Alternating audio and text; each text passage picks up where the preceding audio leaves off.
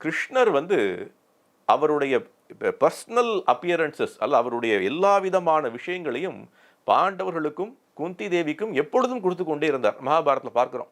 குந்தி தேவியை போல பாண்டவர்களை போல கிருஷ்ணருடைய ஒரு சாகாசம், கிருஷ்ணருடைய ஒரு பர்சனல் அசோசியேஷன் வேற யாருக்குமே கிடைக்கல. அப்படிப்பட்ட குந்தி தேவி பாகவதத்தினுடைய முதல் ஸ்கந்தம் 8வது அத்தியாயத்தில் ஒரு அற்புதமான விஷயத்தை சொல்கின்றாள்.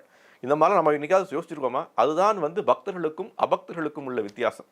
குந்தி தேவி எப்படி யோசிக்கிறா அப்படின்னா, விபத சந்துத சாஸ்வாத் எத்திர எத்திர ஜெகத்குரு பவத தர்ஷனம் புனர். என்ன சொல்றா அப்படின்னா, புனதர்ஷனம் பவதா சந்து. என்ன அப்படின்னா, விபத சந்துத சாஸ்வாத். விபத சந்துதனா எப்பொழுதும் எனக்கு கஷ்டங்களை கொடுத்து கொண்டே இரு. என்னைக்காவது நீங்க எல்லாரும் போய் கோயிலுக்கு வரக்கூடிய கூட்டம் அதிகமாகிக் கொண்டே இருக்கு. ஒவ்வொரு நாளும் பெரிய பெரிய கோயில்களில் வந்து அவ்வளவு கூட்டங்கள் வருது. யாராவது ஒரு நபர் ஏதாவது ஒரு கோயிலுக்கு போய் கடவுளிடம் எனக்கு கஷ்டத்தை கொடு அப்படின்னு யாராவது கேட்டிருப்பாங்களா? குந்தி மகாராணி கேட்கிறாங்க, எனக்கு கஷ்டத்தை மட்டும் கொடு, எப்பொழுதும் கஷ்டத்தை கொடு.